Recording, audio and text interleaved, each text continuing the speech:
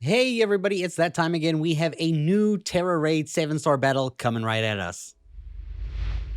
And this is going to be a mighty Rillaboom, which is going to have the mightiest mark. This is going to be a normal type Tera type for Rillaboom, which is a grass type Pokemon. Now, this raid event is going to start from the 28th of July up until the 30th of July, which is actually my birthday, and then the 4th of August to the 6th of August for both of those weekends. Now, Rillaboom is a grass type. If you look at its stats here, it has decent HP, it has decent defense, and it has a really high attack stat. However, its special attack, special defense, and speed are quite lackluster. So most of your Pokemon are probably going to be faster and move first. It is going to have its hidden ability, which is going to create a grassy terrain when it enters the battle, which means it's probably going to have an increase to grass type attacks. But do keep in mind that its Tera type is going to be the normal Tera type. Now, since it has a normal Tera types are weak only to fighting type moves. Fighting is going to be super effective against its normal Tera type, and ghost attacks will not work. So the Pokemon we're actually going to use here is actually both fighting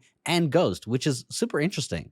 And this is because our Pokemon of choice is Annihilape, the classic Drain Punch, Rage Fist punching dude who is going to most likely clear out this raid. At least we're hoping.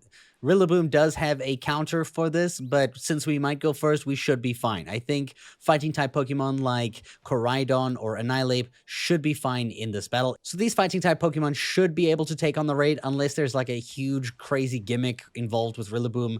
Honestly, it's going to probably have acrobatics, which is going to hurt you a little bit, but you should be fine, I think.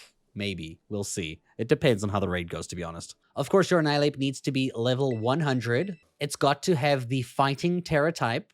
It has to use the held item Shell Bell. We have the ability Defiant, so if Rillaboom decides to lower any of our stats, that means our attack stat will be boosted sharply, which makes us very, very scary and makes us hit hard. The nature we want is Adamant, and you can tell this because there is a red up arrow by attack, which gives us a 10% increase there, and a 10% decrease to special attack, which is noted by the blue arrow over there. In terms of EVs, if I just press the L bumper, you can see here we have 252 EVs into attack.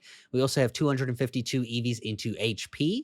In terms of the moves, the first one you want is Drain Punch, which is a fighting type move, which you're going to use against that normal Tera type. This one will actually restore you up to half of the damage that you do. So you're going to heal yourself along with the Shell Bell while using Drain Punch, which is going to be perfect for this. We also have Screech that can harshly lower the target's defense so that we can weaken Rillaboom's defense and maybe get a stronger few punches in there to really like settle the score. You will not be able to use Rage Fist while that normal Tera type is up, but once that normal Tera type comes down, you will have access to Rage Fist. Of course, after you've been hit by multiple attacks, this move becomes a lot greater. So if you've been alive the whole battle, you go through that whole Tera type, you destroy the normal Tera type, and then after that like shield is gone and it goes into its grass type form, then you could just pop out a Rage Fist and probably do a ton of damage. However, it's probably safe to play with the Drain Punch card. And then we have Helping Hand if you are playing multiplayer and you want to boost a friend's power so that you can help them while maybe also using Screech to weaken the enemies using your Annihilape. And I think this is the build that I'm going to be trying. You can use Koraidon. Gudra is also a good option. I think there's a few options out there already, but I think honestly it's going to be dependent on what Rillaboom can do that's going to change what Pokemon we can use.